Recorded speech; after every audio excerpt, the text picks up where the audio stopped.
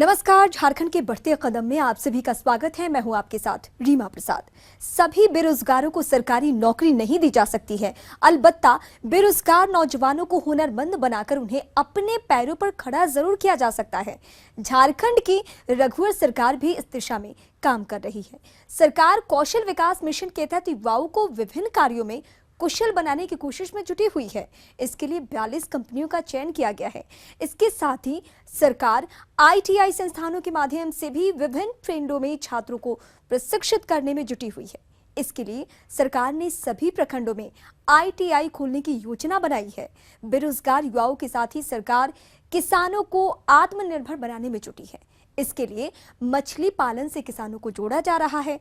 मछली उत्पादन और निर्यात के मामले में झारखंड को आत्मनिर्भर बनाने का लक्ष्य रखा गया है। सरकार झारखंड में नीली क्रांति लाना चाहती है। बहरहाल शुरू करते हैं आज का एपिसोड, लेकिन सबसे पहले आपको दिखाते हैं सुर्खियां।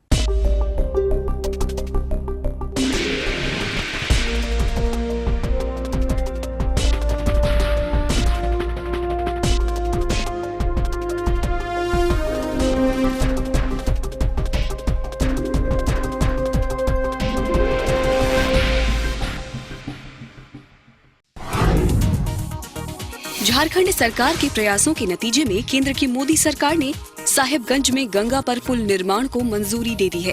केंद्रीय आर्थिक मामलों की कमेटी के निर्णय के बाद पूरे झारखंड और खासकर साहिबगंज के लोगों में काफी खुशी देखी जा रही है।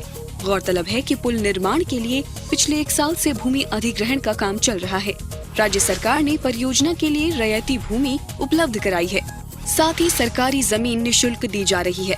पुल निर्माण का काम NHAI द्वारा किया जाना है। आपको बता दें कि झारखंड और खासकर साहिबगंज के विकास में ये पुल मील का पत्थर साबित होगा। गरीबों के हितों के लिए काम करने वाली झारखंड की रघुवर सरकार ने मुख्यमंत्री दाल भात योजना के तहत मोबाइल किचन संचालन को स्वीकृति दे दी है। गरीबों को भरपेट भोजन मिले, इसके लिए सरकार ने योजना शुरू की है। गौरतलब है कि शहरों में बड़ी संख्या में दिहाड़ी मजदूर, मिस्त्री, कुली, बढ़ई, रिक्शा वाला और मोची आदि निवास करते हैं, जिनके लिए हर दिन दाल भात केंद्रों तक पहुंचना मुमकिन नहीं होता है। लिहाजा मोबाइल किचन के माध्यम से ऐसे लोगों तक सस्ती दर पर भोजन उपलब्ध कराया जा सकता है। पहले चरण में रांची, धनबाद और जमशेदपुर में 2-2 और पलामू, दुमका में 1-1 वाहन चलाए जाएंगे।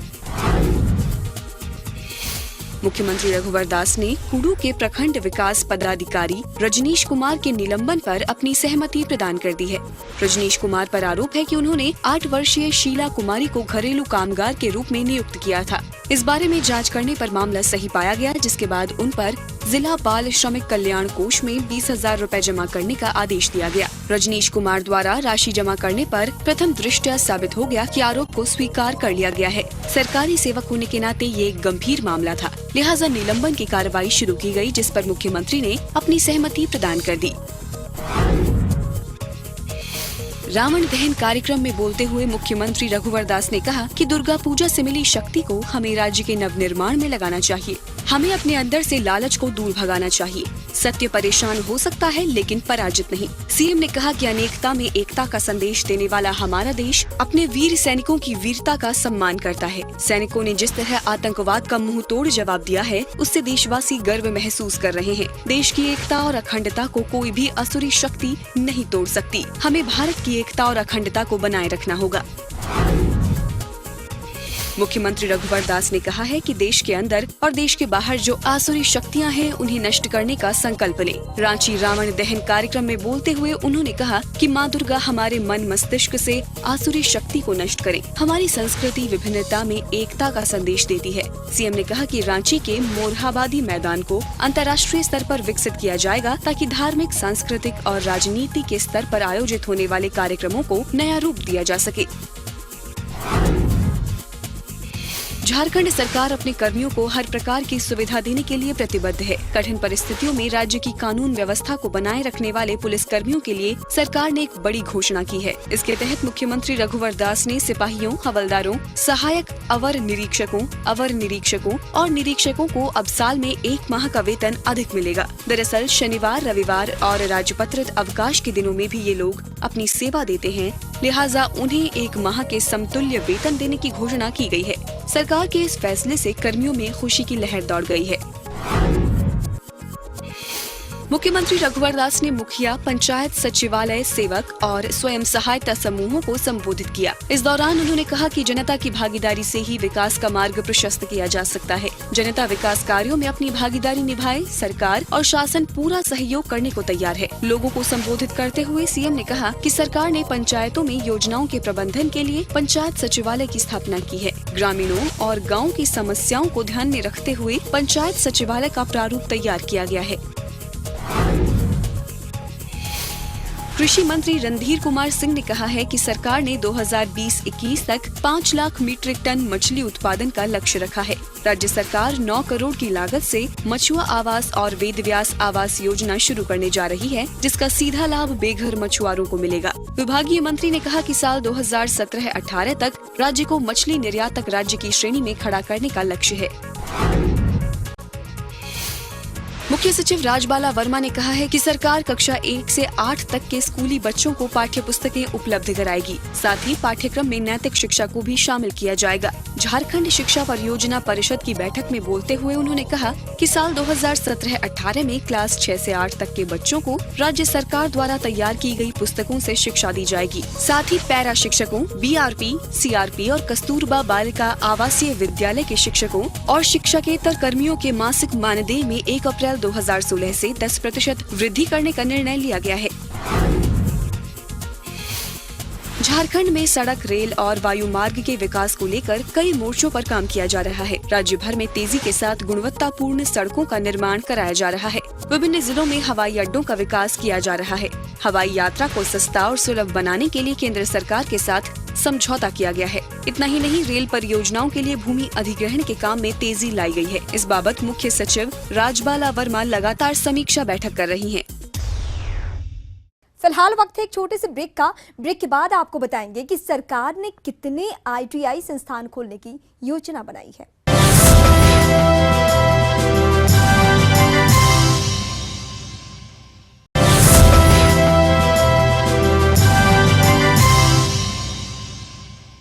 ब्रेक के बाद एक बार फिर से आप सभी का स्वागत है।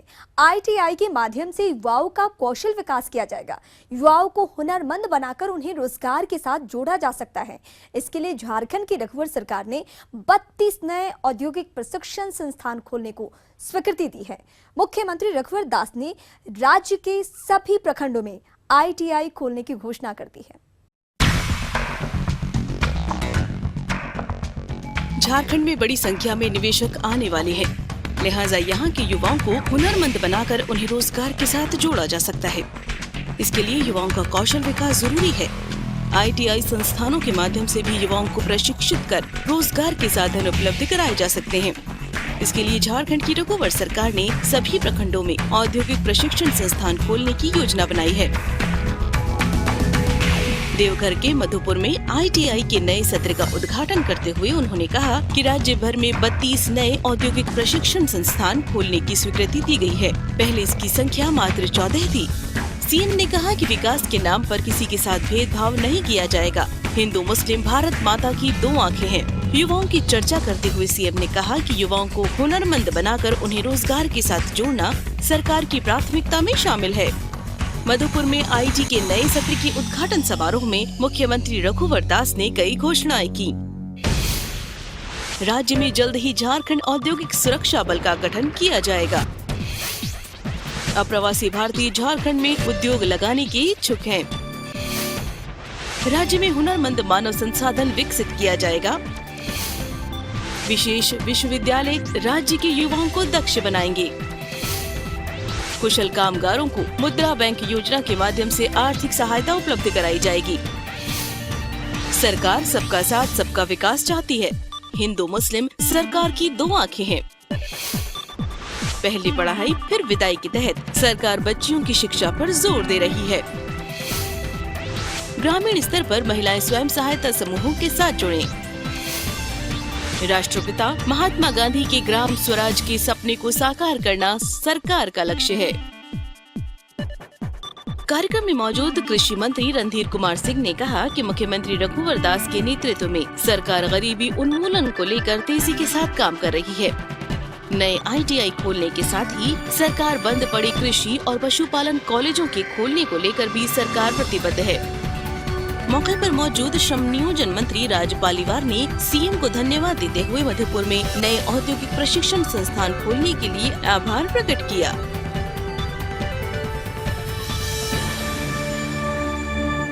झारखंड सरकार लोगों के हाथों में हुनर देकर उन्हें अपने पैरों पर खड़ा करना चाहती है। कौशल विकास के माध्यम से छात्रों को हुनरमंद बनाने की कवायद शुरू की गई है। इसके लिए 42 कंपनियों का चयन किया गया है। कौशल विकास के माध्यम से लोगों को हुनरमंद बनाकर उन्हें अपने पैरों पर खड़ा किया जा सकता है। इसके लिए झारखंड की रघुवर सरकार प्रयासरत है। मुख्यमंत्री रघुवर दास का कहना है कि झारखंड के लोगों में हुनर की कोई कमी नहीं है, बस जरूरत है तो उसे निखारने की। लोगों को हुनरमंद बनाकर उन्हें स्वरोजगार के साथ जोड़ा जा सकता है।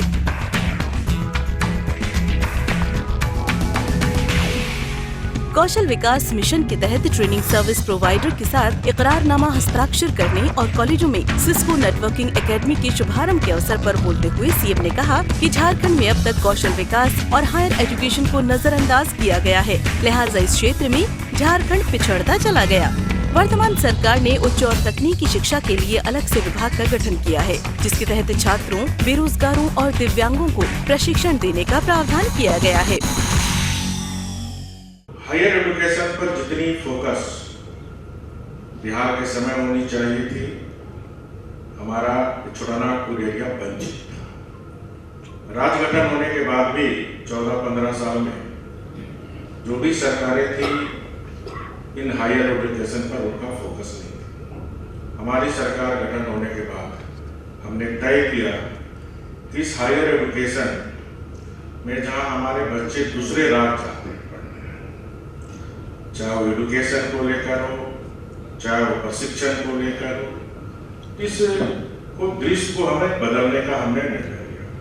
और हायर एजुकेशन सेक्रेटरी 15 साल के बाद पहली बार झारखंड में अलग हम लोगों ने सेक्रेटरी की नियुक्ति की। कार्यक्रम में बोलते हुए मुख्यमंत्री रघुवर दास ने कहा कि कौशल विकास के लिए चयनित 42 कंपनियां जल्द ही अपना काम शुरू करेंगी। कौशल विकास के माध्यम से बेरोजगारी और पलायन पर लगाम लगाया जा सकता है। सरकार हर किसी को नौकरी नहीं दे सकती है, लेकिन उन्हें हुनरमंद बनाकर स्वरोजगार के साथ जोड़ सकती है। आप सब जानते हैं कि कोई भी सरकार 100% सरकारी नौकरी नहीं दे पाएगी। जितना भी हम कार्य कर ले, 100% हम बच्चों को सरकारी नौकरी नहीं दे पाएंगे, तो फिर बाकी जो बच जाते हैं वे तो शिक्षित बेरोजगारी के अलावा कुछ भी नहीं करते। इसलिए अति आवश्यक है कि हम कैसे छात्र छात्राओं को हुनरमंद शिक्षा दें। सिर्फ ऐसी शिक्षा नहीं कि वो किताबी कीड़ा बन के रह जाए, बल्कि वैसी शिक्षा की शिक्षा प्राप्त करने के बाद उनके हाथों में हुनर हो, वे कुछ कर सके, अपने परिवार को आगे बढ़ा सके। वे खुद नहीं बल्कि अपने साथ कम से कम 10 लोगों को रोजगार दे सके। सीएम ने कहा कि सरकार का लक्ष्य है कि गांव के लोग भी नौकरी मांगने वाले नहीं बल्कि नौकरी देने वाले बने। आने वाले समय में झारखंड में काफी निवेश होगा। देशी विदेशी कंपनियां झारखंड में अपनी इकाई स्थापित करेंगी, लिहाजा हुनरमंद लोगों की मांग बढ़ेगी। कंपनियों की जरूरत को ध्यान में रखते हुए अभी से लोगों को प्रशिक्षित करने की आवश्यकता है। फिलहाल वक्त है एक और छोटे से ब्रेक का। ब्रेक के बाद आपको बताएंगे कि मछुआ परिवारों को सरकार कब तक पक्का आवास उपलब्ध कराएगी।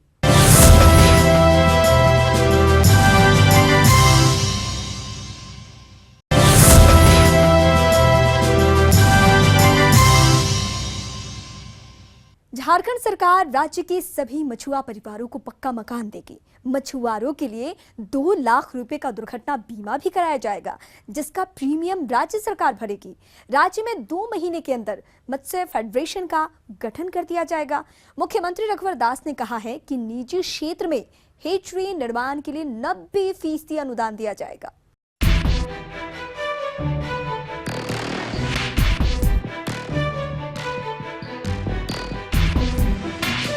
झारखंड को साल 2017-18 तक मछली निर्यातक राज्य की श्रेणी में खड़ा करने का लक्ष्य है। इसके लिए मछली पालन और उत्पादन को बढ़ावा दिया जा रहा है। साल 2020-21 तक 5 लाख मीट्रिक टन मछली उत्पादन का लक्ष्य रखा गया है। रांची में आयोजित राज्य स्तरीय मत्स्य महोत्सव में बोलते हुए मुख्यमंत्री रघुवर दास ने कहा कि झारखंड के विकास के लिए कृषि का विकास आवश्यक है। इसमें भी बागवानी और पशुपालन भी शामिल है, जिसे तरजीह देने की जरूरत है। सीएम ने कहा कि राज्य को नीली क्रांति की ओर ले जाना है। झारखंड एक स्वावलंबी झारखंड बने, झारखंड एक विकसित राज्य बने। ये तभी संभव है जब हम गांव को रोजगार दें, गांव के क्रय शक्ति बढ़े। और मुझे खुशी है जो इस हमारे मत्स्य मित्र राज्य को नीली क्रांति की ओर ले जाने के लिए अथक प्रयास किए और उस अथक प्रयास के फलस्वरूप ही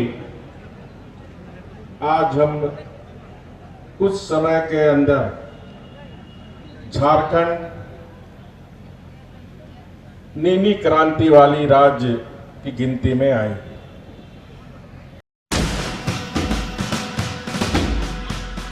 राज्य स्तरीय मत्स्य महोत्सव में बोलते हुए कृषि मंत्री रणधीर कुमार सिंह ने कहा कि सरकारी और निजी तालाबों में मछली पालन को बढ़ावा दिया जा रहा है।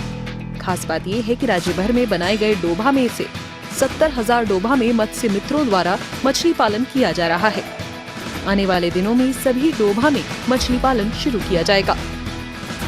मत्स्य बीज की चर्चा करते हुए विभागीय मंत्री रणधीर कुमार सिंह ने कहा कि मत्स्य बीज के उत्पादन और निर्यात के मामले में भी झारखंड दूसरे राज्यों को राह दिखाएगा। आने वाले समय में एक और जहां मछली उत्पादन में हम निर्यातक राज्यों की श्रेणी में खड़ा होने के लिए काम करने का काम कर रहे, वहीं दूसरी ओर हम मछली बीज के उत्पादन में भी ये राज्य आने वाले समय में निर्यातक बने। इसके लिए जो हेचरी बनाने की बात आज हमारे चीफ सेक्रेटरी महोदय ने कहा है, यहाँ पर निश्चित रूप से इस साल 9 करोड़ रुपया हम लोगों ने हेचरी बनाने के लिए खर्च करने का काम प्रारंभ किया है। लेकिन अगले बजट में माननीय मुख्यमंत्री जी के निर्देश से हर प्रखंडों में हेचरी बनाकर हम ज्यादा मछली का बीज का उत्पादन करने का काम प्रारंभ करेंगे। राज्य स्तरीय मत्स्य महोत्सव में बोलते हुए मुख्यमंत्री रघुवर दास ने कई घोषणाएं की। साल 2018-19 तक राज्य के सभी 33,000 मछुआ परिवारों को पक्का मकान दिया जाएगा। मछुआरों का 2 लाख रुपए का दुर्घटना बीमा भी कराया जाएगा, जिसका प्रीमियम राज्य सरकार देगी। राज्य में 2 महीने के अंदर मत्स्य फेडरेशन का गठन किया जाएगा। निजी क्षेत्र में हैचरी निर्माण के लिए 90% अनुदान दिया जाएगा। साल 2017-18 तक राज्य को मछली निर्यातक राज्य की श्रेणी में खड़ा करना है। 2020-21 तक 5 लाख मीट्रिक टन मछली उत्पादन का लक्ष्य रखा गया है। 9 करोड़ की लागत से मछुआ आवास और वेद व्यास आवास योजना शुरू की जाएगी। मछली के बीज के लिए स्पॉन पर 90% का अनुदान दिया जाएगा। मछली पालन से जुड़ी समितियों के लिए वर्किंग शेड का निर्माण कराया जाएगा। कार्यक्रम में बोलते हुए मुख्यमंत्री रघुवर दास ने कहा कि किसानों के विकास के लिए राज्य सरकार प्रतिबद्ध है। राज्य से गरीबी दूर करना सरकार की प्राथमिकता में शामिल है। गांवों को समृद्धशाली बनाकर ही राज्य को विकास के मार्ग पर ले जाया जा सकता है। रोजगार के लिए हो रहे पलायन को रोकना सरकार के लिए एक बड़ी चुनौती है। सरकार राज्य के अंदर ही प्रशिक्षण देकर बेरोजगार युवक युवतियों को रोजगार के साथ जोड़ेगी।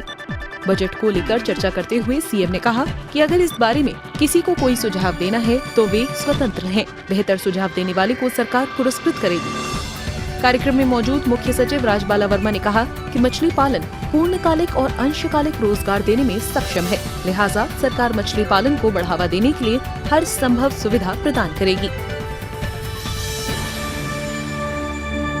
केंद्रीय योजनाओं से मिलने वाली राशि को लेकर सभी विभागों को डीपीआर बनाने के निर्देश दे दिए गए हैं। साथ ही योजनाओं की मॉनिटरिंग जमीनी स्तर पर करने की हिदायत भी दी गई है। इस बाबत मुख्य सचिव राजबाला वर्मा ने विभागीय सचिवों और संबंधित अधिकारियों के साथ बैठक की और आवश्यक दिशा निर्देश भी दिए। केंद्रीय योजनाओं के तहत मिलने वाली राशि के लिए योजनाओं की सही मॉनिटरिंग आवश्यक है। साथ ही केंद्र को उपयोगिता प्रमाण पत्र समय पर भेजना भी जरूरी है। इसके लिए झारखंड की रघुवर सरकार लगातार क्रियाशील है। पिछले दिनों मुख्य सचिव राजबाला वर्मा ने विभागीय सचिवों के साथ बैठक की और विभिन्न विभागों में केंद्र प्रायोजित योजनाओं की समीक्षा की। इस दौरान उन्होंने आवश्यक दिशा निर्देश दिए। केंद्र से जिन योजनाओं की राशि प्राप्त करनी है, उन योजनाओं का प्रस्ताव केंद्र को भेजें। केंद्र प्रायोजित योजनाओं की जमीनी स्तर पर मॉनिटरिंग की जाए। केंद्र से प्राप्त राशि का उपयोगिता प्रमाण पत्र समय पर भारत सरकार को भेजें। जो योजनाएं राशि के अभाव में लंबित हैं, उन्हें पूरा करने की कार्रवाई सुनिश्चित करें। बेटी पढ़ाओ बेटी बचाओ योजना को सफल बनाने के लिए व्यापक प्रचार प्रसार किया जाए। महिलाओं के लिए हेल्पलाइन को अधिक सक्रिय बनाया जाए। राज्य भर में तकनीकी शिक्षण संस्थानों की सूची तैयार की जाए। पर्यटक स्थलों के विकास के लिए कार्य योजना बनाई जाए। देवघर में कांवरिया पथों को और अधिक कैसे बेहतर बनाया जाए, उसका डीपीआर तैयार किया जाए। राज्य में खेल को बढ़ावा देने के लिए विशेष अभियान चलाया जाए। फुटबॉल और हॉकी को प्रमोट करने के लिए कार्य योजना बनाई जाए। समीक्षा बैठक के दौरान मुख्य सचिव राजबाला वर्मा को बताया गया कि 17 पॉलिटेक्निक कॉलेजों का कार्य प्रगति पर है। इस साल तक 8 कॉलेजों में प्रशिक्षण का काम शुरू हो जाएगा। केंद्र सरकार से स्वीकृत 119 करोड़ की राशि में से अब तक 58 करोड़ की राशि खर्च हो चुकी है। इस बाबत उपयोगिता प्रमाण पत्र केंद्र को भेजा जा चुका है। क्यू कॉम्प्लेक्स के बारे में सीएस को बताया गया कि इस बाबत डीपीआर तैयार कर लिया गया है। आपको बता दें कि समीक्षा बैठक में समाज कल्याण विभाग, कृषि, पशुपालन एवं मत्स्य विभाग और जल संसाधन विभाग में संचालित केंद्र प्रायोजित योजनाओं की समीक्षा की गई।